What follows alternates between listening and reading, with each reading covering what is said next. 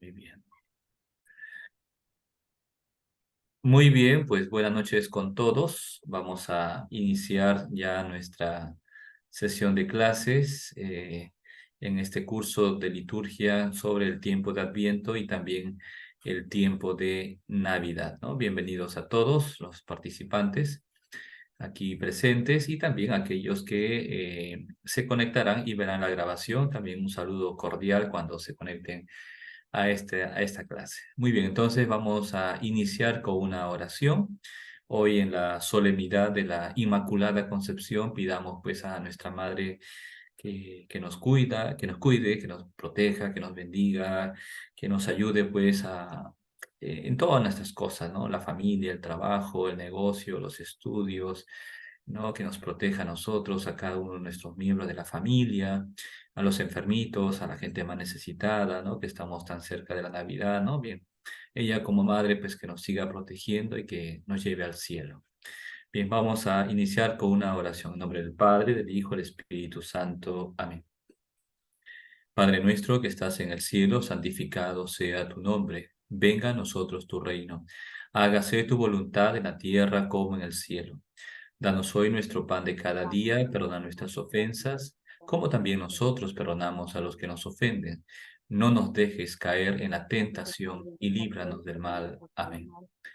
Dios te salve María, llena eres de gracia, el Señor es contigo, bendita eres entre todas las mujeres y bendito es el fruto de tu vientre Jesús.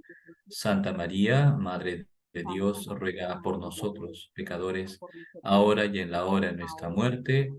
Amén. En el nombre del Padre, y del Hijo, y del Espíritu Santo. Amén.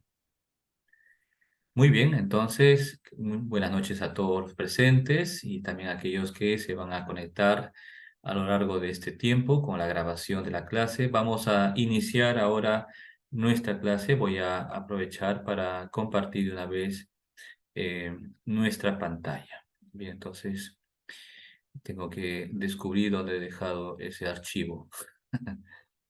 Bien, entonces acá estamos. Bien, entonces, aquí me falta un archivito que no lo encuentro. Pasado.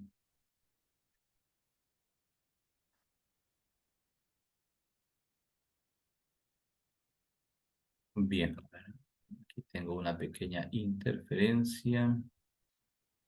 A ver, voy a hacerla acá.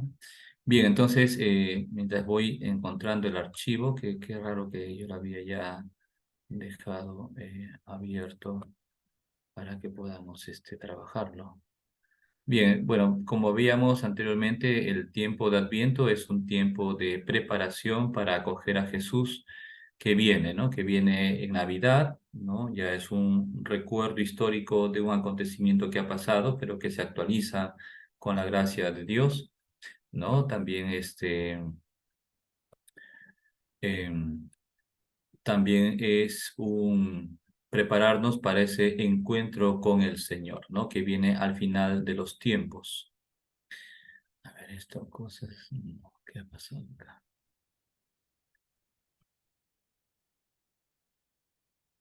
Mm, Acá está, creo. A ver. mm, Disculpen un poco la interferencia, pero aquí, como se ve, siempre el demonio electrónico eh, se mete, ¿no? Bien, a ver, entonces, listo. Vamos a ver a continuación. Voy a agrandar un poco, a ver si se puede agrandar esto. A ver, ya me pasé ya, ¿no? Bien. Entonces, se puede ver, sí se puede ver, ¿verdad? Ya estamos viendo aquí. Entonces, Sí, vamos sí se a, puede ver, sí se puede ver. gracias, vamos a analizar en esta clase de liturgia propiamente cuáles son las oraciones. En liturgia se llama la eucología, ¿no? El grupo de oraciones que la iglesia eleva a Dios Padre, sobre todo en la celebración de la Santa Misa. Para informarles o comentarles es que estas oraciones, sobre todo de Adviento y de Navidad, son oraciones antiguas, ¿no? Y cuando digo antiguas, nos estamos refiriendo más o menos al siglo séptimo, perdón, al siglo octavo, noveno, al siglo doce, catorce, ¿no? Son oraciones que a lo largo de estos siglos se ha ido, digamos, ofreciendo a Dios y se ha ido, en cierto sentido, en algunas pequeñas partes, se ha ido enriqueciendo, ¿no? Y que expresan justamente el sentir de la Iglesia Católica, ¿no? En este tiempo de Adviento, que es un tiempo de espera, de preparación y de esperanza, ¿no? Y es muy bonito, ¿no? Entonces aquí vamos a revisar, pienso, para no alargarnos mucho, las oraciones de primer domingo de Adviento, y también vamos a adelantar este segundo domingo de Adviento, que ya es este domingo que viene, ¿no?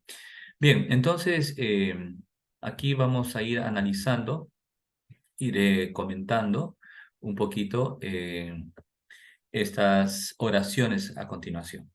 Bien, entonces, primer domingo de Adviento. Hay primero una antífona de entrada, ¿no? Esa antífona de entrada se puede cambiar, digamos, por un canto, ¿no? Como decíamos en la clase anterior de la liturgia en general, pues cuando hablábamos del canto de entrada, tiene que ser un canto que ayude al pueblo de Dios, a la asamblea reunida, a introducirnos en el misterio que vamos a celebrar, ¿no? Sobre todo la Santa Misa, y que también ese canto tiene que tener un cierto matiz según el tiempo litúrgico, ¿no? Entonces aquí, por ejemplo, en el tiempo de Adviento tiene que ser un canto que nos hable de la esperanza, de la preparación, ¿no? De estar pues a la espera del Señor, etcétera, ¿no? Que con el canto nos ayude a introducir nuestra mente y nuestro corazón en el misterio celebrativo de este tiempo de Adviento, ¿no? Bien, y si no hay un canto propiamente en la misa, pues el sacerdote inicia la Santa Misa y antes de todo pronuncia esta antífona de entrada, ¿no? Y justamente esta antífona es, digamos así, muy bien pensada porque hace relación al tiempo de Adviento, y es más, no es una composición poética o literaria cualquiera, es palabra de Dios porque es justamente el Salmo 24, versículo primero al tercero, ¿no? Y dice: a ti, Señor, elevo mi alma, Dios mío, yo pongo en ti mi confianza, ¿no? Entonces aquí un, una primera invocación a Dios Padre, reconociendo que Él es el Señor, ¿no? Y cuando decimos Señor, no solamente el dueño de todo, sino que nosotros somos pertenencia del Señor, ¿no? Y solo a Dios elevo mi alma, Él es mi Dios, y yo pongo en Él mi confianza. ¿Y por qué ponemos en Dios nuestra confianza? Porque Él es más que el Señor. Jesús nos ha revelado que Él es nuestro Padre, ¿no? Y es bonito, ¿no? O sea, esa relación con Dios, no como el Señor, el Todopoderoso, el Justiciero, el Castigador, el Juez Supremo. No, esos títulos a un costado. Dios es nuestro Padre. Y por eso ponemos en Él nuestra confianza, ¿no? Entonces, cuando entendemos esto, pues es maravilloso, ¿no? Esta frase. Bien, dice: que no tenga que avergonzarme ni se rían de mí mis enemigos. Ninguno de los que esperan en ti tendrán que avergonzarse, ¿no? Es decir, en este tiempo de preparación que iniciamos, porque es justamente el primer domingo de Adviento con el cual iniciamos este nuevo año litúrgico, es recién dar el primer paso, ¿no? El primer paso para esperar al Señor, para prepararnos interiormente, y por eso yo pongo mi confianza en el Señor, para que Él con su gracia me fortalezca y me ayude a seguir perseverando en ese propósito, ¿no? De prepararme para encontrarme con el Señor, para esperarlo y lograr que justamente sea Él, el Señor, quien me dé esa fortaleza para seguir adelante. Bien, entonces, ayer en la clase hacían la pregunta, ¿no? Se puede cantar el aleluya, por supuesto, se canta el aleluya en el tiempo de Advientos. En Cuaresma sí se suprime el canto del aleluya. Y una característica del tiempo de Adviento en la misa dominical es que no se canta ni tampoco se proclama el himno del Gloria, ¿no? Entonces, si algún padrecito se le escapa, ya es porque se ha despistado, ¿no? Pero normalmente en Adviento, en el domingo de Adviento, no se canta el Gloria, salvo que sea una solemnidad como hoy día, ¿no? Que es la solemnidad de la Inmaculada Concepción. Bien, vayamos a la oración colecta. Antes de leer y analizar un poquito esta oración, tengo que decirles a ustedes que las oraciones litúrgicas, sobre todo aquellas oraciones que se proclaman en la Santa Misa, pues son oraciones que tienen dos partes. Una primera parte que se suele decir que es anamnética, es decir, es un recordar a Dios sucesos que acontecieron en el pasado, ¿no? Por ejemplo, por poner un ejemplo así, ¿no? Tú, Señor, Dios Todopoderoso, que sacaste al pueblo de Egipto, ¿no? Por en medio del Mar Rojo y le diste las tablas de la ley, ¿no? Esa es la parte anamnética, ¿no? Recordamos ese suceso del Éxodo, ¿no? Que sale el pueblo de Israel de Egipto y cruzan el Mar Rojo y reciben, ¿no? De manos de Dios en Moisés los mandamientos.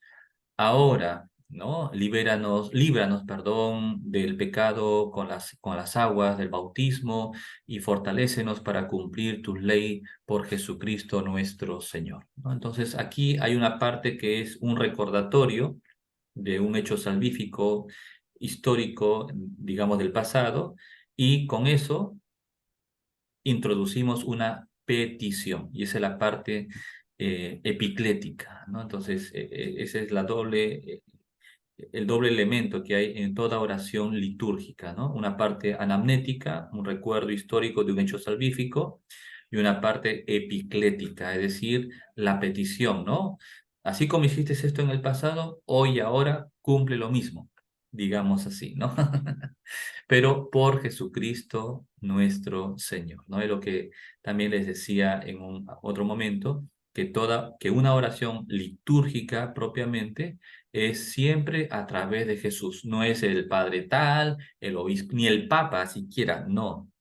Tiene que ser siempre por Jesucristo nuestro Señor. Porque, repito, citando la carta a los Hebreos, no hay otro nombre en el cielo por el cual nos venga la salvación que el nombre de Jesucristo. Jesucristo es el único mediador entre Dios y los hombres. La iglesia jamás se va a atrever a dirigirse directamente a Dios. No, eso no es católico. Toda relación con Dios tiene que ser a través de Jesús. No sé si eso se tiene, pero esto es fundamental, ¿no? Por eso los protestantes, no, yo me confieso no con un cura, no, que pecador, y sí, puede ser igual pecador. No, yo me confieso cara a cara con Dios. Eso no es cristiano, porque como se ve, lo que Dios quiere es que no haya un tracto directo con Dios, sino siempre a través de Cristo, a través de los apóstoles, a través de los santos, a través de los sacramentos. Y esto sí es lo propiamente cristiano. Bien, entonces culpe el excursus, ¿no? Ahora nos adentramos propiamente a la oración colecta, ¿no? Entonces, primero, ¿qué dice? Dice Dios Todopoderoso, ¿no? Entonces reconocemos que Dios es el Señor de todas las cosas, que Dios lo puede todo, que para Dios no hay límite, para Dios no hay imposible. Bien, y dice, te rogamos, ¿no? Que la práctica de las buenas obras nos permita salir al encuentro de tu Hijo que viene a nosotros, ¿no? Entonces, estamos recordando esto, ¿no? O sea, que aquello que se realiza, ¿no? Las buenas obras, nos sirva a nosotros para tener esa dignidad y salir al encuentro de Jesucristo. Y esta parte, digamos, de la oración, ¿en qué parte de la Biblia podemos fundamentarlo? Porque recuerden que toda oración litúrgica tiene un fundamento bíblico. No es una composición poética, ¿no? De un estudioso, un teólogo que se sentó, ¿no? Y se inspiró y no, no, no, no, no, no.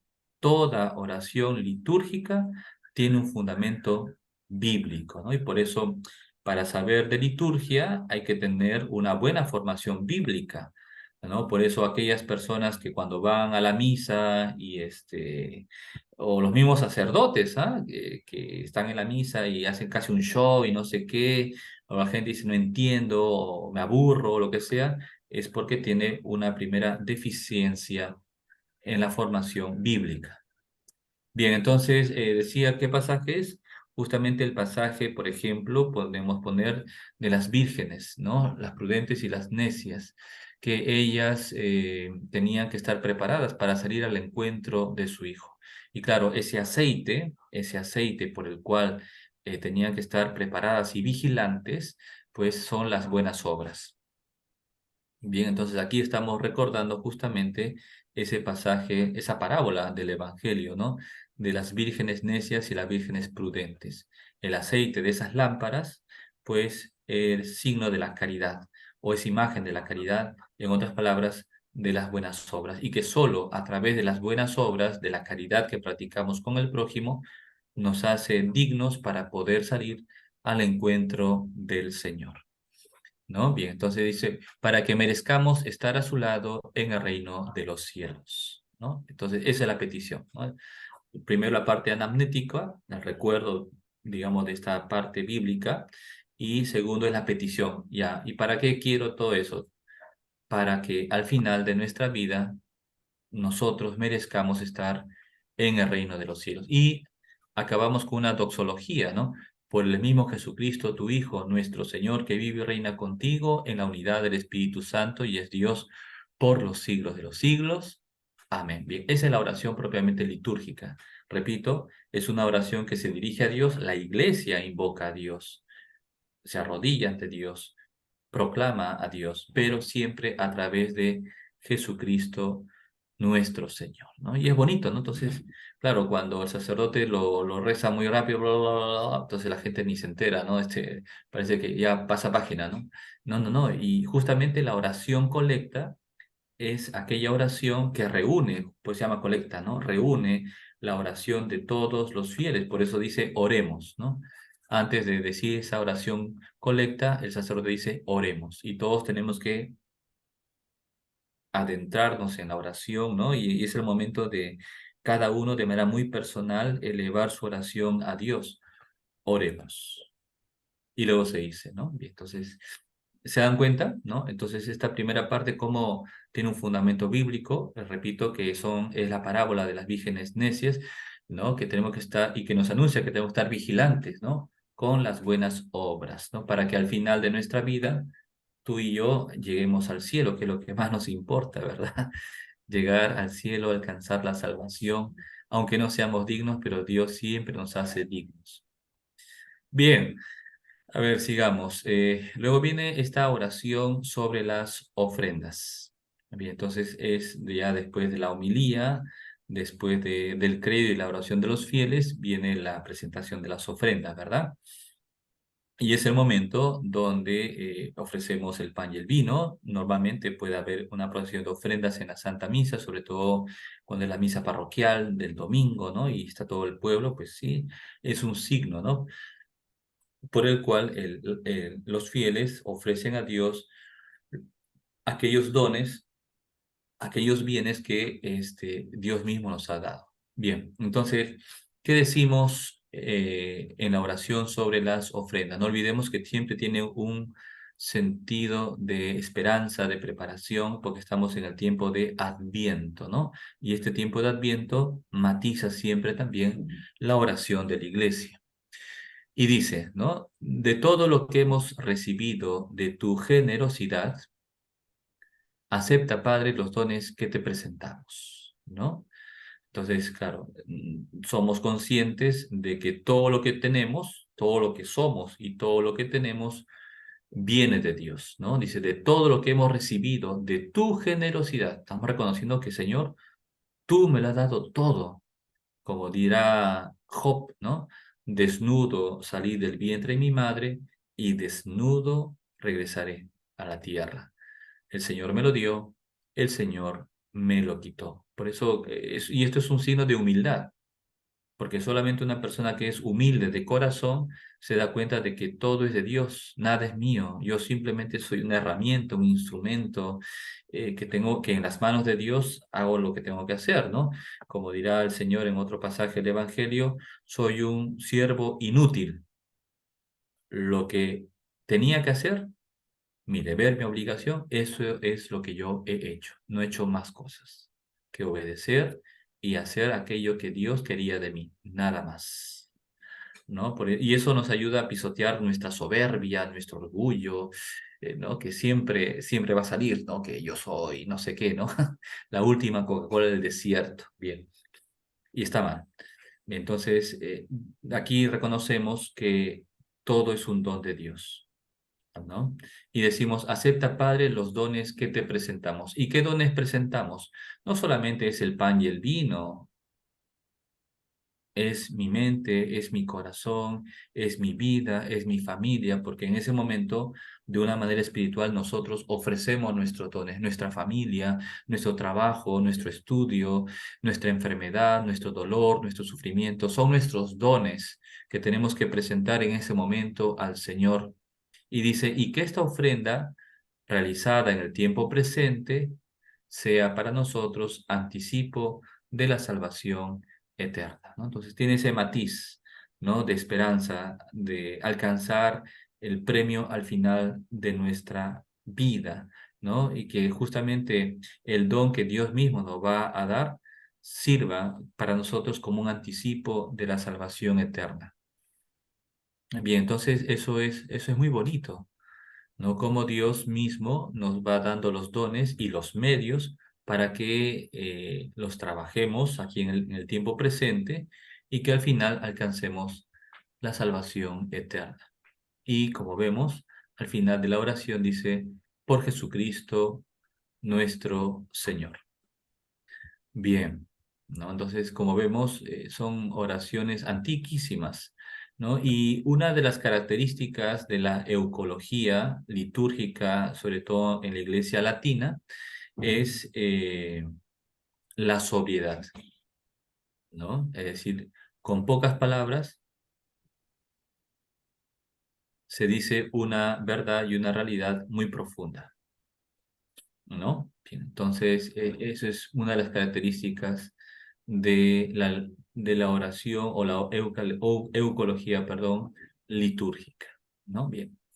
Y bueno, pues la antífona de comunión, ¿no? Antes de que el sacerdote descienda a la nave y empiece a distribuir la comunión a los fieles que están bien preparados, se suele decir la antífona de comunión, ¿no? Se dice o se canta. Bueno, normalmente se dice, ¿no? Es algo que se prepare bien la misa. Y dice una cita del Salmo 84, dice, el mismo Señor nos dará sus bienes y nuestra tierra producirá sus frutos, ¿no? ¿Qué significa eso?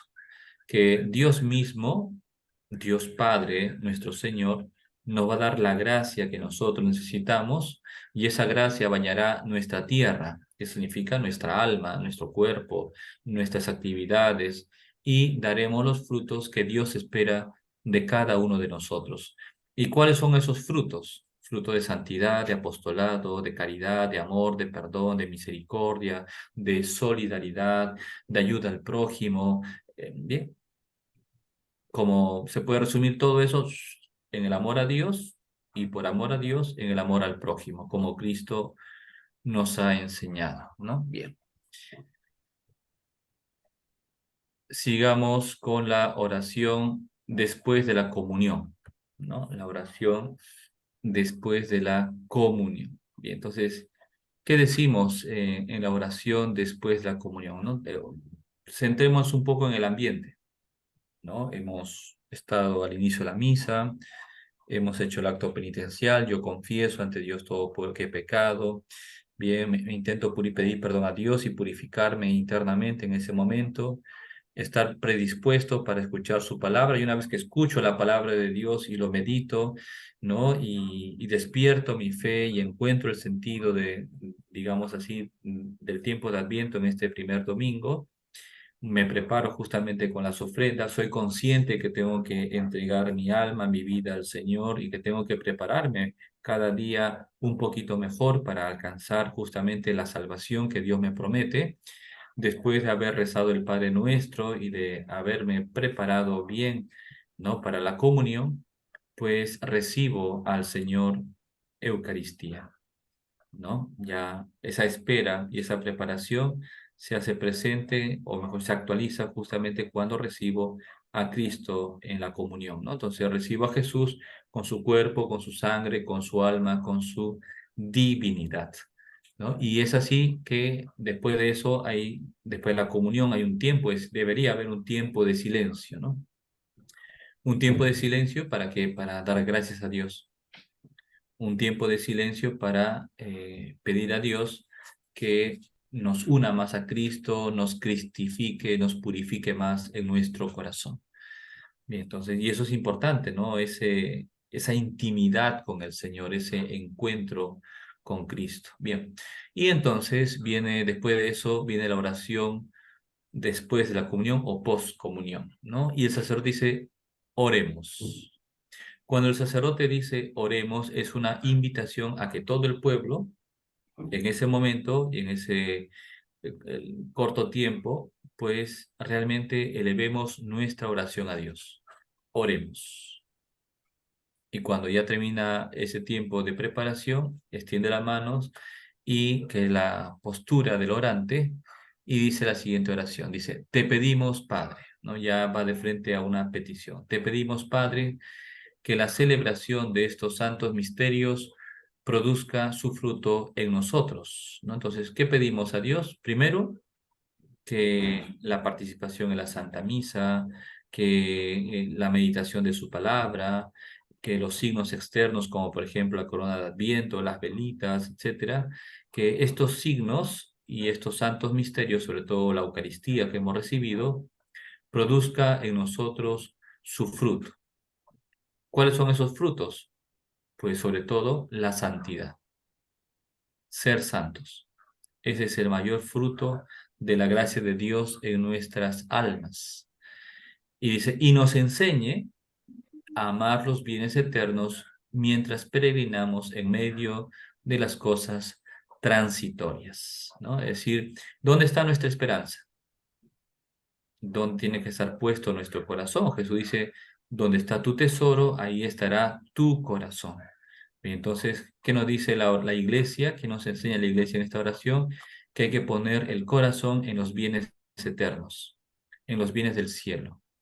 Porque aquí estamos como peregrinos, ¿no? De pasada, turistas, viajeros, ¿no? No estamos aquí, todavía no estamos en la patria definitiva, ¿no? Somos forasteros, turistas, entonces tenemos que seguir, porque estas cosas o las realidades que hay aquí en la tierra son cosas transitorias, ¿no? Entonces ya esta oración, después de haber recibido a Cristo en la comunión, me ayuda a elevar mi mente y mi corazón a aspirar a los bienes del cielo, ¿no? ¿Las cosas de la tierra son buenas? Por supuesto que sí, son buenas, pero Jesús nos dice que no hay que poner el corazón en las cosas de la tierra, sino poner el corazón en las cosas de Dios. Bien, y con eso hemos terminado la oración eh, del primer domingo de Adviento, ¿no? Entonces es bonito, ¿no? Cuando eh, el sacerdote lo pronuncia despacio, cuando respeta los signos de puntuación y si mejor hay una catequesis previa, ¿no? Donde nos explican estos significados, es que uno va a la misa y lo goza, ¿no? Porque está atento, porque está leyendo, porque está meditando, porque está orando, porque está alabando al Señor, porque rinde gracias en su corazón. O sea, es, como dicen los españoles, una gozada, ¿no? Un acto que realmente me ayuda a unirme más a Dios y de esta manera vivo mejor la Santa Misa. ¿No? No es solamente sí, ya escuché y ya acabó, pueden irse en paz, y todo el mundo va, se va corriendo, ¿no? Como si fuera una maratón a donde sea, ¿no? A tomarse un café. Bien, entonces es bonito. Bien, entonces este es el primer domingo de Adviento. Entonces aquí, bueno, no nos da mucho tiempo para ir acá lo voy a compartir. Si no lo he compartido en el grupal de WhatsApp, voy a compartir este archivo donde están las oraciones de todo el Adviento, ¿no? Entonces aquí me he pasado, vamos a ver, acá está. Bien, entonces, el segundo domingo de Adviento, ¿no? Me interesa que lo comentemos ahora como una preparación para este domingo que se acerca. Muy bien, entonces, como ya les había anticipado en el primer domingo de Adviento, pues la antífona de entrada nos ayuda a introducirnos en la celebración de ese domingo, ¿no? Y justamente en esta oportunidad, eh, esta antífona es una cita, perdón, del profeta Isaías, ¿no? El capítulo 30, los versículos 19 y versículo 30.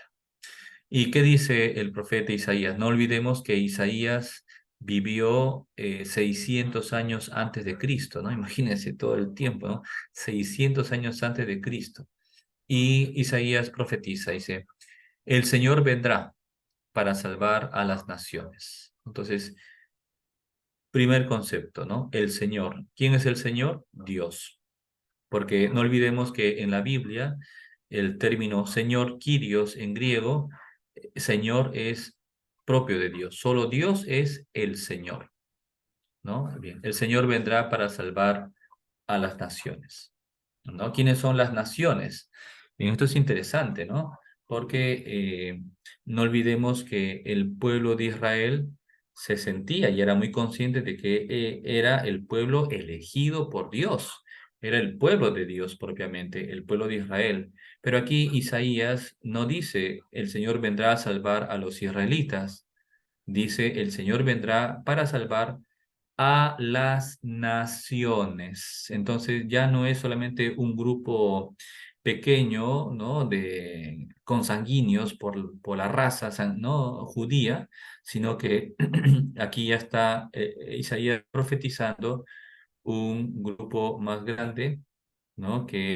Son la humanidad entera, judíos y no judíos. Y aquí está justamente esa novedad, cómo Dios anuncia a través del profeta Isaías que vendrá para salvar no solamente a los judíos, sino a toda la humanidad, judíos y no judíos, que luego que son los famosos paganos, ¿no? ¿Y por qué se lo llama paganos? Porque son gente de la paga, ¿no? O sea, que trabajan, etcétera, ¿no? Que no eran judíos propiamente, ¿no? Y que San Pablo después evangeliza.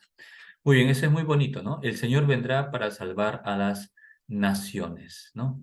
Él hará oír su voz majestuosa y llenará de alegría los corazones de ustedes, ¿no? Por un lado, la misión salvadora de Cristo es una misión universal, ¿no?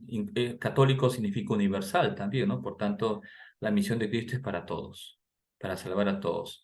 Y evidentemente Dios, con la predicación del Evangelio, nos hará oír su voz majestuosa. Y justamente Evangelio significa buena nueva y llenará de alegría los corazones de ustedes. ¿Por qué? Porque nos enseña y nos predica la salvación, ¿no? Que Cristo ha venido al mundo no a condenarnos, no a castigarnos. Cristo ha venido a proclamarnos la esperanza de que si cambiamos de vida, si nos convertimos, alcanzaremos la salvación. Por tanto, Dios no ha venido a condenarnos, sino a darnos, digamos, una oportunidad para convertirnos y acercarnos a Dios, ¿no? Con un corazón más limpio, con una conciencia iluminada con su palabra. Bien, entonces nos adentramos ahora en la oración colecta. Bien, y como decíamos, ¿por qué se llama oración colecta? Porque es el momento donde la iglesia presenta a Dios su propia oración, ¿no? Y esta oración recoge, la colecta recoge la oración de todo el pueblo que está ahí, por ejemplo, reunido en la iglesia orando. ¿no? Por eso el sacerdote dice, antes de la oración dice, oremos. Entonces, y tiene que haber un breve tiempo de silencio. En ese tiempo de silencio, todos nosotros tenemos que, repito, elevar nuestra mente y nuestro corazón a Dios. Orar, hablar con Dios y presentarle pues lo que llevamos en nuestro interior. Bien, una vez de eso dice, oremos. Luego el sacerdote eleva las manos, que es la oración o la postura, perdón, del orante, y el sacerdote que representa a todo el pueblo eleva las manos, dice la siguiente oración. Dice, Dios todopoderoso y rico en misericordia. Bien, ¿qué estamos queriendo decir con eso? Estamos nosotros explicando dos características fundamentales. Primero, que Dios es el Señor de todo, ¿no? Es el Todopoderoso, que para Dios no hay imposible. Y, ¿no? Entonces, por un lado, pues, se puede pensar esa dimensión fuerte, poderosa, ¿no? Vindicativa, que está por encima de todos, ¿no? Bien, Dios es todopoderoso, Señor de todo. Y a la vez es rico en misericordia, ¿no? Que puede ser la otra cara de la moneda, ¿no? Que es paz, que es amor, que es ternura, que es piedad, que es eso, misericordia. Y justamente la palabra misericordia viene de miser, dos palabras en latín, miser y cor cordis, que significa dar el corazón al que lo necesita, ¿no? Por tanto, aquí se ve esa doble dimensión de Dios, Dios que es justo, Dios que es todopoderoso, Señor de todo, y a la vez Dios que es misericordia, que es amor, que es perdón, ¿no? Esa dimensión, o esta segunda dimensión, ¿quién nos lo ha revelado? Jesucristo nuestro Señor. En el Antiguo Testamento, la imagen de Dios Padre es un Dios poderoso, juez, justo, ¿no? Vindicativo, pero Jesús nos da una imagen distinta. Dios es Padre, Dios es amor, Dios es perdón, misericordia, Dios es santidad. Bien, entonces, primero damos esos atributos a Dios, que es el Todopoderoso y a la vez rico en misericordia. Dice que ninguna de nuestras actividades nos impida acudir al encuentro de tu Hijo. ¿Qué estamos pidiendo? Que nuestras obras y nuestras acciones aquí en la tierra no sean para nosotros un obstáculo para encontrarnos con el Señor. Entonces estamos aquí hablando, no un encuentro, sí, que puede ir a la misa, no, no, no, estamos hablando de ese encuentro final, ¿no? O sea, que no pierda la gracia de Dios, que no me condene por las actividades de este mundo, que no me condene, que no sea un obstáculo para que yo al final de mi vida pueda contemplar a Dios cara a cara, pueda encontrarme con Jesucristo nuestro Señor en el cielo, ¿no? Entonces, eso es muy bonito, o sea, estamos pidiendo al Señor, que es el Señor de todo y a la vez misericordioso, que nos ayude a lo largo de nuestra vida a corregir todo aquello que no va bien y que nos ayude a purificarnos para encontrarnos con el Señor. Y dice, y que guiados por tu sabiduría, evidentemente, o sea, que el Señor nos ilumine, nos haga ver en la oración, que nos haga ver en la lectura del Evangelio, que nos haga ver cuando estamos en la Santa Misa, cuando estamos en un momento, no sé, pues de tensión, que en ese momento Dios me ilumine, me purifique y me haga ver realmente el camino correcto que tengo que seguir.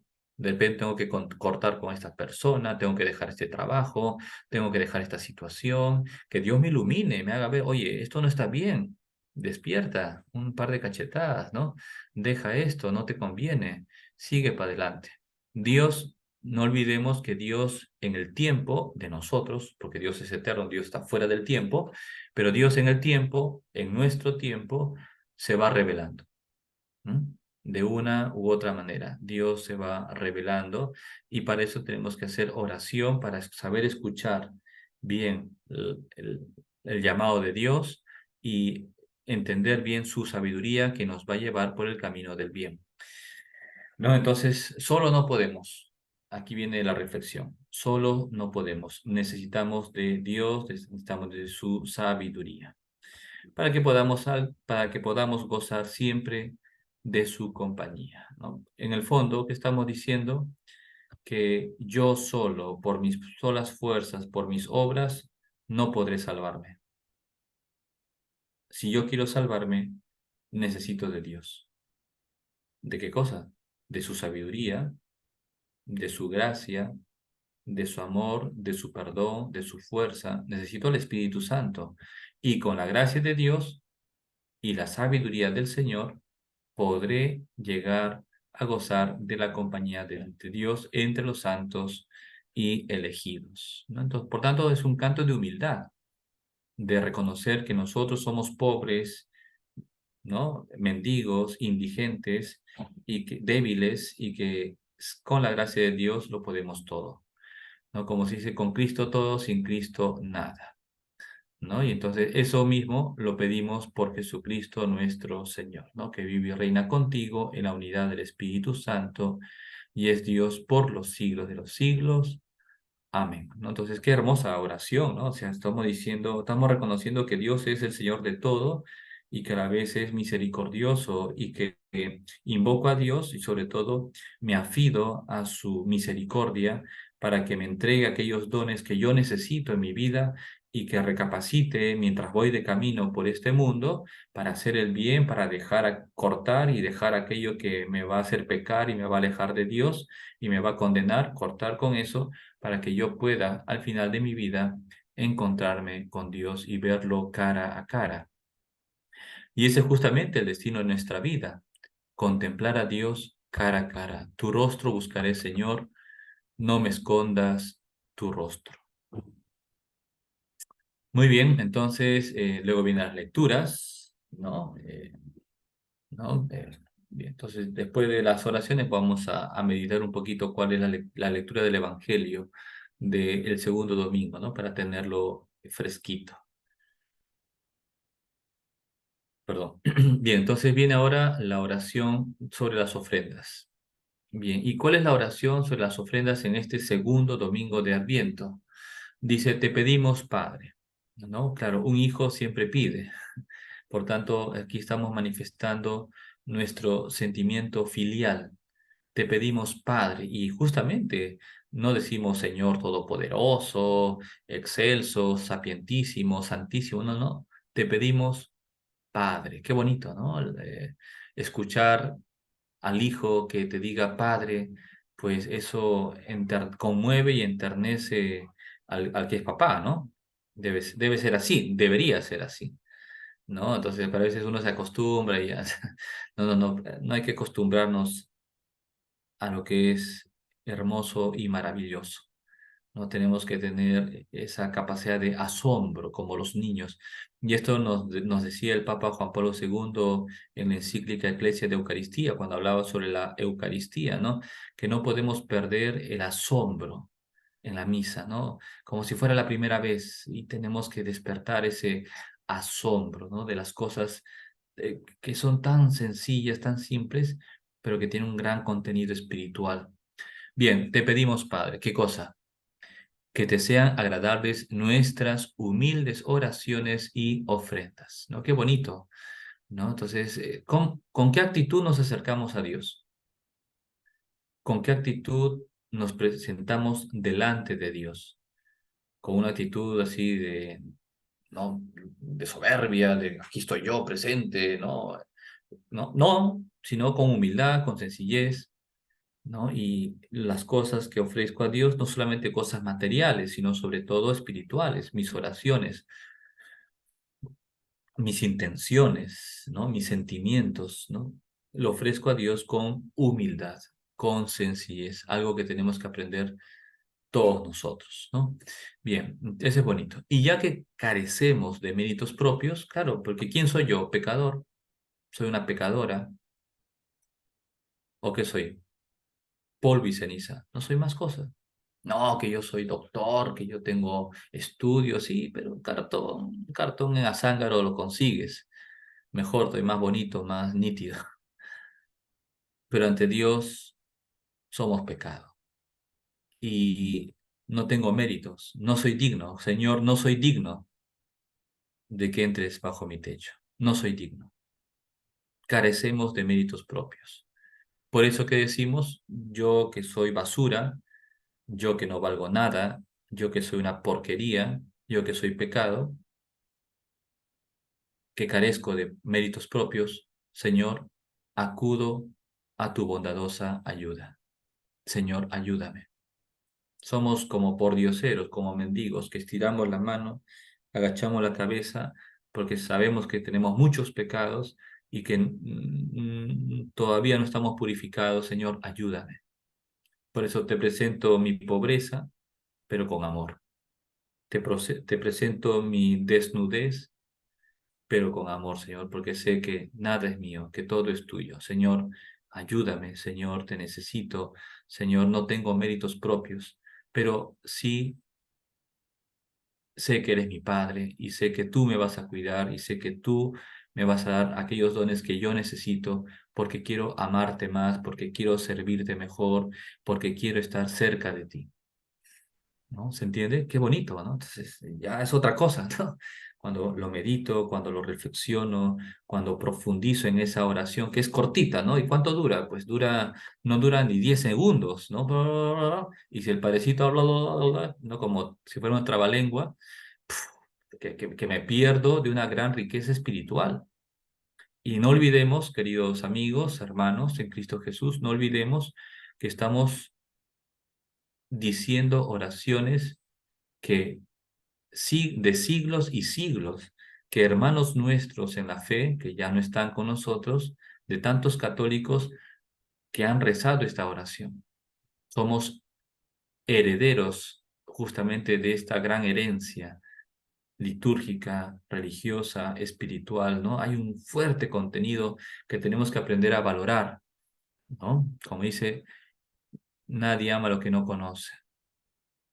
Muy bien, entonces pasamos de frente a lo que es la antífona de comunión. Entonces, igual, antes de comulgar, sabiendo que no somos nada, que somos pecado, ¿no? Y que no tenemos méritos propios, decimos al Señor, ¿no? Siguiendo bien, Habacuc, ¿no? Levántate, Jerusalén, sube a lo alto y contempla la alegría que te viene de Dios, ¿no? Entonces, ¿qué nos dice el Señor? Nosotros somos la nueva Jerusalén, la iglesia, todos los bautizados somos la nueva Jerusalén. Levántate, Jerusalén. ¿Levántate de qué? Levántate del pecado, levántate de la soberbia, del orgullo, de la sensualidad, de la avaricia, de la pereza, del odio, de la envidia, de los celos, del rencor, del resentimiento, de la venganza. Levántate, deja eso y sube a lo alto, ¿no? Como dice, sube para arriba. Sube a lo alto significa sube a la casa de Dios, pero no estamos hablando de aquí una casa hecha de ladrillos o adobe o no, no, no, no, sino sube al cielo. La meta es el cielo. Levántate, Jerusalén, deja el pecado, deja esa mala vida, sube a lo alto y contempla la alegría que te viene de Dios. Y es que solamente cuando tenemos a Dios en nuestro corazón y en nuestra alma y en nuestra vida, tenemos alegría, felicidad y paz. Pero cuando Dios no está en nuestra vida, viene todo lo contrario. Bien, y la oración después de la comunión dice al final, ¿no? Después de haber recibido a Cristo, después de haber meditado y dado gracias un poquito, decimos nuestra última oración litúrgica, la oración después de la comunión y dice, ¿no? El sacerdote tiene que decir, oremos, ¿no? No olvidemos que ese momento de silencio es para que todos ofrezcamos a Dios nuestra oración, ¿no? Y dice, saciados con el alimento espiritual, ¿no? Ya hemos recibido el cuerpo de Cristo, que es el alimento de los ángeles, el pan de los ángeles, el alimento espiritual. Saciados con la Eucaristía, que es el alimento espiritual, te rogamos, Padre, ¿no? Entonces aquí viene la petición. ¿Qué vamos a pedir a Dios? Que por la participación en este misterio santo, en la Eucaristía, en la Santa Misa, nos enseñes a valorar sabiamente las cosas terrenas. ¿Mm? ¿Las cosas son malas? ¿El dinero es malo? ¿El placer es malo? No, no son malos, son bienes, pero a veces nos confundimos, nos desorientamos, nos ilusionamos vagamente en cosas que no son realmente ciertas.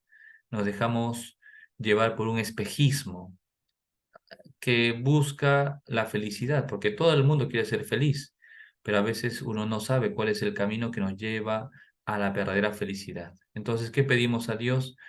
Que ya que hemos participado de la misa y nos hemos llenado de Dios con su palabra y con el pan de la Eucaristía, le pedimos que nos enseñe a valorar sabiamente las cosas terrenas. Las cosas son buenas, las cosas no son malas, pero son medios, no son fines. ¿El fin de mi vida cuál es?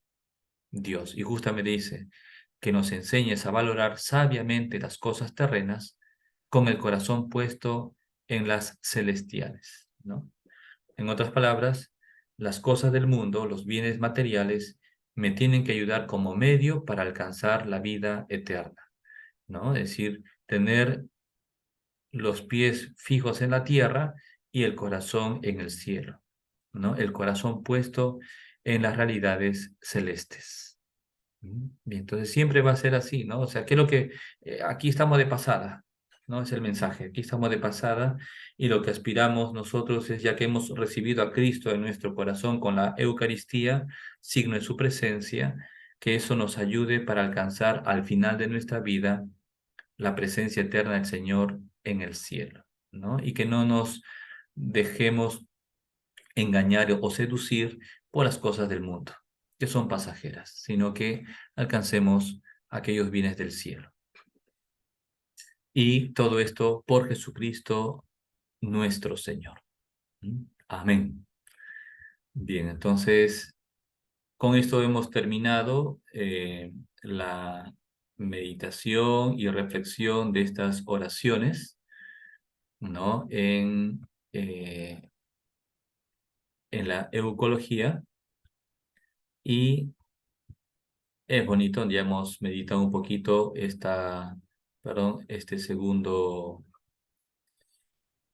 domingo de Adviento, y voy a compartir ahora la lectura del Evangelio. A ver, ¿dónde estás? Acá estás. Ahora sí te encontré rápido, creo. La lectura del Evangelio de este segundo domingo de Adviento, ¿no? ¿Y cuál es mi fuente? Bueno, acá está aquí ya se puede ver la página, ¿no? Estoy compartiendo, que es la página oficial de la Conferencia Episcopal de Obispos de Estados Unidos, ¿no? Sabemos que en Estados Unidos hay una gran población hispánica y de habla hispana, entonces, ¿cómo es, no? Ellos también se adaptan a eso y tienen en su página web tienen un vínculo en español. Bien, entonces vamos a ver cuáles son las lecturas de este segundo domingo de Adviento. Si ya hemos meditado un poquito cuáles eran las oraciones, ¿no? Entonces ahora vamos a meditar cuáles son las lecturas de este segundo domingo de Adviento, y con la meditación de las oraciones litúrgicas y de la palabra de Dios, es que con todo digamos, bagaje espiritual, teológico, religioso, pues alimenta mi alma, ilumina mi conciencia y mueve mi corazón a obrar conforme a la voluntad de Dios, ¿no? Bien, entonces, si ustedes se acordarán, más o menos, veíamos la clase pasada, cuando teníamos las diapositivas,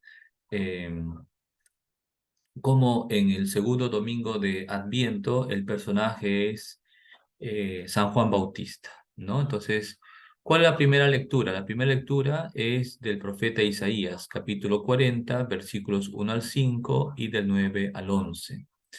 Entonces, no olvidemos, repito, que Isaías existió 600 años antes de Cristo. ¿Y qué dice la lectura? Brevemente, dice: consuelen, consuelen a mi pueblo, dice nuestro Dios, ¿no? Hablen al corazón de Jerusalén y díganle a gritos que ya terminó el tiempo de su servidumbre y que ya ha satisfecho por sus iniquidades, porque ya ha recibido de manos del Señor castigo doble por todos sus pecados, ¿no? Bien, entonces aquí hay un anuncio, ¿no? De esperanza, ¿no? De que ya es época de que ya no se hable de castigo contra Jerusalén, porque ya han sido desterrados, han pasado muchas peripecias, ¿no? Sufrimientos, etcétera.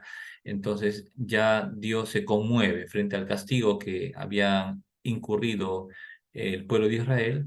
Dios se conmueve y ahora envía el perdón con la esperanza, ¿no? Y justamente hablen al corazón, ¿no? Se acabó el tiempo ya del dolor, del sufrimiento, sino que ahora vendrá un tiempo de conversión y de esperanza. Y viene a continuación un texto que nos va a ser muy familiar y dice, una voz clama, preparen el camino del Señor en el desierto, construyan en el páramo una calzada para nuestro Dios, ¿no? Que todo valle se eleve, que todo monte y colina se rebajen, ¿no? Que lo torcido se enderece y lo escabroso se allane. Bien, en otras palabras, aquí está el profeta está anunciando un cambio radical en el sentir y en el vivir del pueblo de Israel. Es decir, se va a anunciar, ¿no? Va a haber una voz que clama en el desierto que va a anunciar la presencia de Dios y que va a anunciar la conversión del pueblo, ¿no? Para que todo valle se eleve, ¿no? Es decir, crezca en la gracia de Dios, todo monte y colina se rebaje, ¿no? Que esté al mismo nivel del Señor, que lo torcido, que lo pecaminoso se convierta y se enderece, ¿no? Que lo escabroso, que lo que esté en el fondo ¿no? de la perdición se allane, ¿no? Es decir, cambie de vida. Entonces, es un mensaje, es una invitación a la conversión, ¿no? Y justamente, ¿quién va a ser ese vocero de la conversión?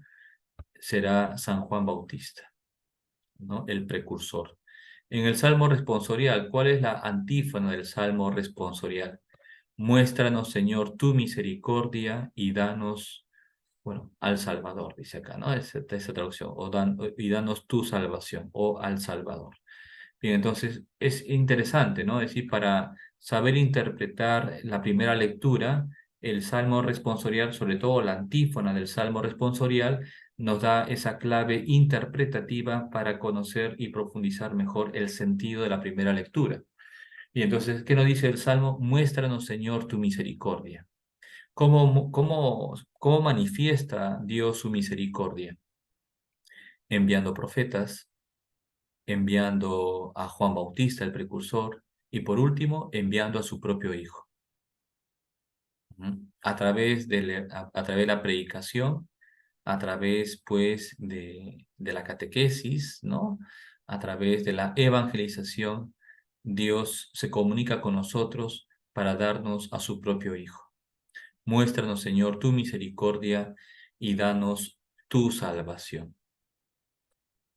Bien, la segunda lectura es una novedad después de la reforma litúrgica del Vaticano II, 1965, y tiene como sentido una complementación propiamente de los textos.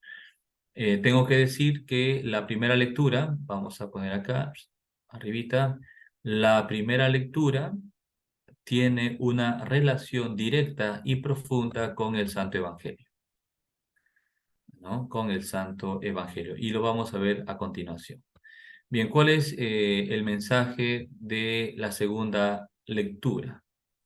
¿No? Dice la segunda carta del apóstol San Pedro. Dice, dirigiéndose a los cristianos, no olviden que para el Señor un día es como 1000 años y 1000 años como un día. Que todo lo que Dios ha prometido se cumplirá, ¿no? Y si aún no cumple esas promesas, tranquilo, ¿no? Es decir, Dios tiene paciencia para que nosotros en el tiempo nos convirtamos, ¿no? Por tanto, esta segunda lectura tiene, digamos, un matiz escatológico, ¿no? Es decir, nos está hablando del final de los tiempos, ¿no? De que Jesús vendrá por segunda vez, el día del Señor se va a hacer presente, pero hay que estar preparados, ¿no? No podemos estar dormidos, no podemos estar así, distraídos en el pecado, ¿no? Sino que, oye, Cristo se acerca, Cristo viene, ¿no? Puede ser mañana, de aquí 10 meses, 5 años, 100 años, no sabemos, pero hay que estar preparados. Dice, el día del Señor llegará como los ladrones, ¿no? Bien, entonces ya se entiende que el mensaje de esta segunda lectura es una mayor preparación. Preparémonos porque Dios vendrá pronto. ¿No? No es una venida inminente, ya mañana, dentro de 15 minutos llegará, no, pero sí esa preparación tiene que ser continua y no hay que dormirnos, no hay que bajar la guardia, como era el mensaje del primer domingo, ¿se acuerda? Estar vigilantes, ¿no? Porque no sabemos ni el día ni la hora. Bien, en la antífona del Aleluya dice, preparen el camino del Señor, hagan rectos los senderos y todos los hombres verán al Salvador. Bien, entonces ya es un fragmento de lo que es propiamente el Evangelio. Bien, entonces aquí empieza justamente el Evangelio de San Marcos, justamente el inicio propiamente del Evangelio de San Marcos, capítulo 1, del versículo 1 al octavo. Y dice, este es el principio del Evangelio de Jesucristo, Hijo de Dios, ¿no? Mira, aquí ya San Marcos nos dice claramente y directamente que Jesús es el Hijo de Dios. No es solamente un hombre bueno, el Mesías, no, no, no, no, no. Es el Hijo de Dios. Y justamente trae a colación una cita del profeta Isaías, que es justamente el capítulo 40, ¿no? Que hemos leído en la primera lectura. Por eso decía que la primera lectura y el Evangelio, sobre todo la misa los domingos, están relacionados, no se pueden separar, ¿no? Es más, ¿cuál sería la interpretación? Que lo que se anuncia en el Antiguo Testamento, en la primera lectura, esa promesa y ese anuncio se cumple, se realiza real y verdaderamente con Cristo nuestro Señor en los Evangelios. Bien, entonces esa es la relación. Lo que en el Antiguo Testamento se prefigura y se promete, en el Nuevo Testamento con Cristo, en el Evangelio, se cumple verdaderamente. Bien, entonces, ¿qué dice aquí el Evangelio? Cita justamente el texto prácticamente de la primera lectura y dice, he aquí que yo envío a mi mensajero, ¿no? Bien. Y dice, preparen el camino del Señor, enderecen sus senderos, ¿no? Entonces, aquí nos introduce un texto del profeta Isaías e inmediatamente, ¿quién es ese precursor? ¿Quién es ese mensajero que va a ir delante del Mesías preparando el camino para el Señor? Es sobre todo Juan Bautista, ¿no? Y aquí aparece la figura de Juan Bautista que predica un bautismo de arrepentimiento para el perdón de los pecados. Bien, aquí hay que explicar un poquito que el bautismo de Juan Bautista en el río Jordán no quitaba propiamente, no perdonaba los pecados, ni quitaba los pecados, sino dice un bautismo de arrepentimiento, ¿no? Con la esperanza, con el propósito de que Dios al final pues pueda perdonarnos nuestros pecados, pero no es que inmediatamente con ese bautismo ya estaba limpio de mis pecados, no, sino que era como un signo externo de un compromiso personal para dejar de pecar, ¿no? Si yo soy borracho y Juan Bautista me hubiera bautizado, es como a partir de ahora ya no voy a emborracharme. A partir de ahora ya no voy a decir mentiras. A partir de ahora ya no voy a robar. A partir de ahora ya no seré flojo, etcétera, ¿no? ¿Se entiende? Dejar el pecado y a partir de ahora tener una nueva vida. Bien, ese es el sentido del bautismo de Juan Bautista, ¿no? Que no es un sacramento, ¿no? Entonces no se puede identificar el bautismo de Juan Bautista y el bautismo que instituyó nuestro Señor Jesucristo. Bien, eso tenemos que tenerlo, digamos, claro, ¿no? Bien, entonces Juan Bautista predicaba la conversión, justamente conviértanse y bautícense, ¿no? Aquellos que se bautizan es porque realmente se comprometen a cambiar de vida, a dejar el pecado. Bien, por eso dice, a él acudían de toda la comarca de Judea y muchos habitantes de Jerusalén. Reconocían sus pecados, o sea, digamos así, ¿no? Públicamente o privadamente, eh, reconocían sus faltas, sus pecados, y él los bautizaba en el Jordán, ¿no? Bien, entonces el Jordán, un río histórico, pero el río Jordán no es un río grande, ¿no? O sea, geográficamente es pequeño, como una acequia, como un canal más o menos grande. El río, por ejemplo, el río Cañete, ¿no? O el río Rímac en Lima, pues es mucho más grande que el río Jordán, de hecho que sí, ¿no? Y sin embargo, pues en un momento de que se hace como un embalse, una poza, y era donde Juan Bautista bautizaba, ¿no? Pero repito, ese bautismo era como un signo de que nos invitaba a la conversión y a la penitencia, pero que no te perdonaba los pecados. Bien, entonces, y a continuación se presenta la figura de Juan Bautista, ¿no? Era un hombre penitente. Un hombre, dice acá, que vestía con pelo de camello, ceñido de un cinturón de cuero, se alimentaba de saltamontes y miel silvestre, ¿no? Por tanto, era un hombre dedicado a la oración, un hombre penitente que buscaba esa unión con Dios y que no dejaba que las cosas materiales lo distrajeran, ¿no? Sino que sobre todo se dedicase a las cosas del Señor. Bien, entonces él, ¿qué anunciaba? ¿Qué proclamaba? Ya viene detrás de mí uno que es más poderoso que yo, uno ante quien no merezco ni siquiera inclinarme para desatarle la correa de sus sandalias. Yo lo he bautizado a ustedes con agua, pero él los bautizará con Espíritu Santo. Bien, entonces ese es el mensaje de Juan el Bautista. Primero dice, yo no soy el Mesías, detrás de mí viene otro que es mucho más poderoso que yo. ¿No? Si ustedes se asombran y se le cae la baba cuando yo predico y enseño, ¿no? Y bautizo y piensan que yo soy el Mesías, dice Juan Bautista, no, yo no soy el Mesías. Detrás de mí viene uno que es más poderoso que yo. Inclusive dice Juan, a quien yo ni siquiera soy digno de agacharme y desatarle la correa de las sandalias, que como decíamos anteriormente, era la labor de los esclavos, ¿no? Los esclavos tenían que, cuando llegaban su señor, sus amos, tenían que desatar la correa y lavar los pies, ¿no? Porque evidentemente no había asfalto, veredas y por así, ¿no? Sino que era todo tierra, etcétera, y quieras o no, siempre te ibas a empolvar los pies. Por tanto, el hecho de lavar los pies o desatar la correa de las sandalias era el ejercicio y la labor propiamente de los esclavos. Por eso un judío libre, evidentemente, pues jamás iba a atrever a desatar la correa de nadie, ¿no?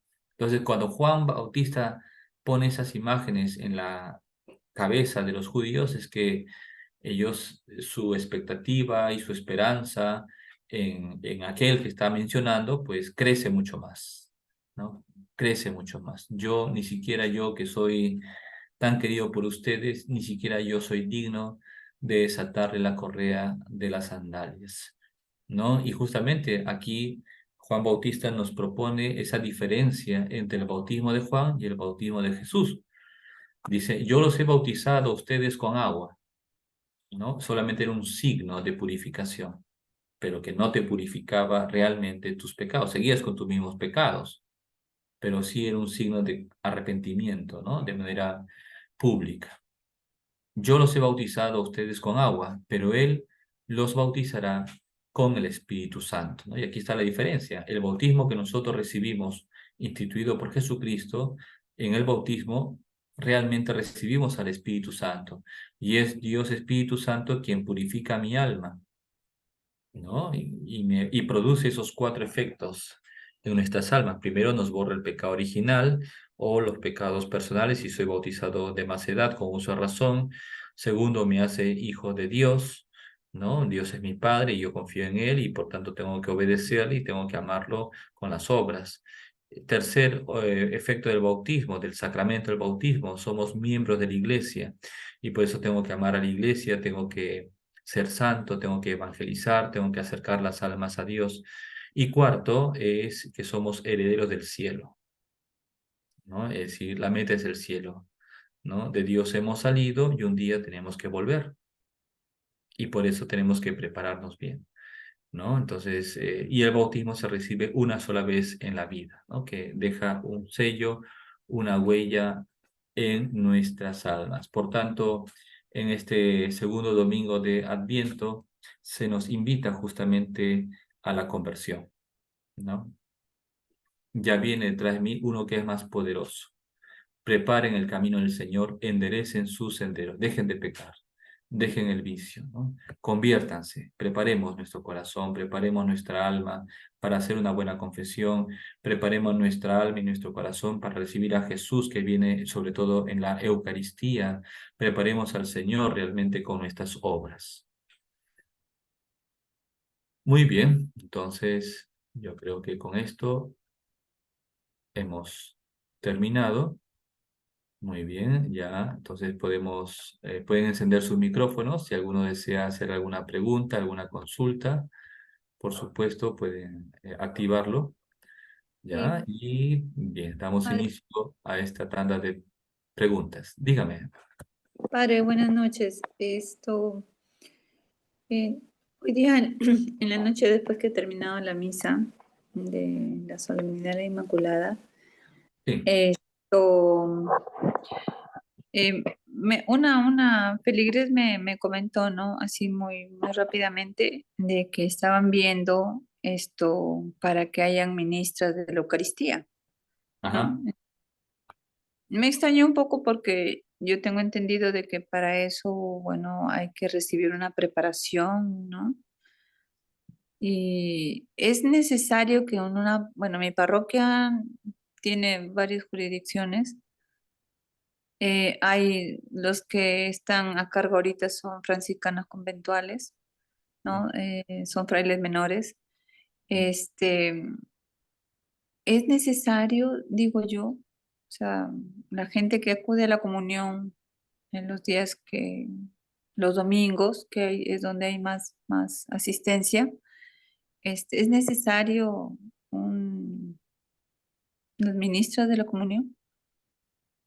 claro, sí, bueno, la iglesia, viendo la gran necesidad de la atención pastoral, en ausencia sobre todo de los sacerdotes, porque a veces el sacerdote no tiene la capacidad, ¿no? De llegar a todo el mundo, ¿no? Entonces necesita abrazos, ¿no? Y a veces ahí sí, de una manera subsidiaria, los laicos pueden apoyar y colaborar. Evidentemente, tiene que haber una preparación, tiene que haber toda una formación espiritual, teológica, catequética, bíblica, litúrgica, ¿no? Para poder brindar ese servicio, porque es un servicio, ¿no?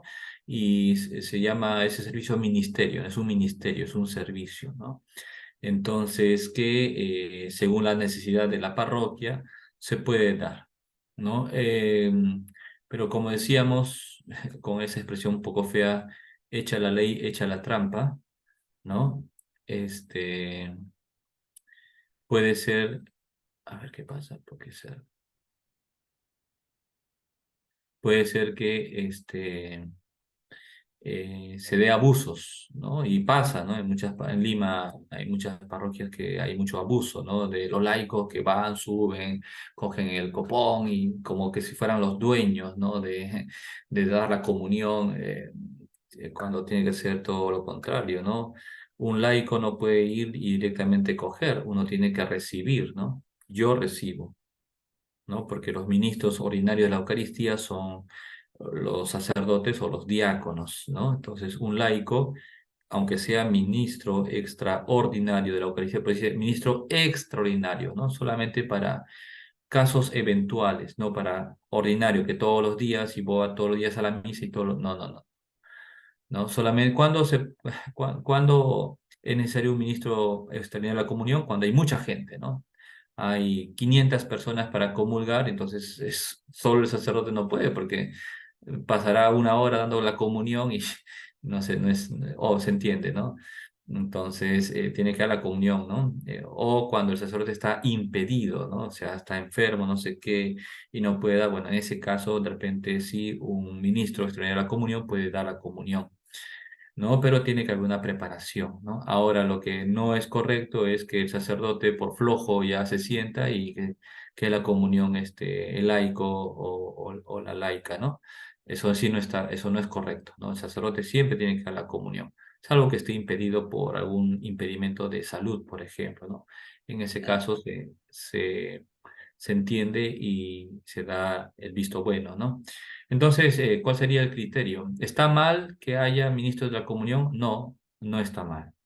Es un servicio que se da a los fieles, pero en algunas circunstancias, ¿no? Y entonces sí deben de tener una preparación, ¿no? Ahora, si el sacerdote, una necesidad porque no se dio cuenta y salieron como 1000 personas, bueno, en ese momento y solo para ese momento, para esa celebración, puede llamar a 2 o 3 personas y le da una bendición especial para que ellos puedan distribuir la comunión. Evidentemente, tenemos que buscar que sean gente, ya sabemos, pues gente buena, ¿no? Que no tenga escándalo, ¿no? Que realmente, porque va a representar la iglesia, ¿no? Y en ese sentido tenemos siempre que cuidar nuestra imagen, ¿no? La dignidad del sacramento, del culto. Muy bien, entonces sí es posible, pero tiene que haber preparación, de hecho que sí. Y cuánto tiempo, padre, es para una preparación para las ministras extraordinarias? Bueno, no hay propiamente un tiempo determinado, ¿no? Ya dependerá de cada parroquia o mejor de cada obispado, ¿no? Cada obispado determinará o cada parroquia más o menos el tiempo prudencial de formación, ¿no? Yo si digo un tiempo, pues me voy a equivocar, ¿no? Dependerá, pues, algunos más, algunos menos. Depende también del nivel espiritual de la persona, de la formación que tenga, ¿no? De repente es una persona bien formada, porque ha estudiado teología, porque ha ido a catequesis, porque etcétera, ¿no? Tiene una mayor formación, entonces ya el tiempo para esa persona es más corto, ¿no? ¿Se entiende? Si es una persona muy buena, pero que no tiene mucha formación, ahí sí hay que dedicarle un poco más de tiempo para formar.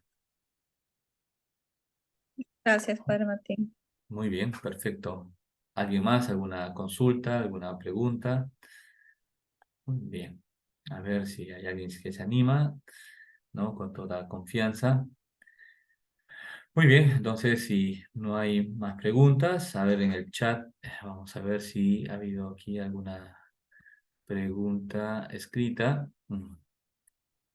Bien, aquí no encuentro. Bien, a ver, entonces vamos a ver.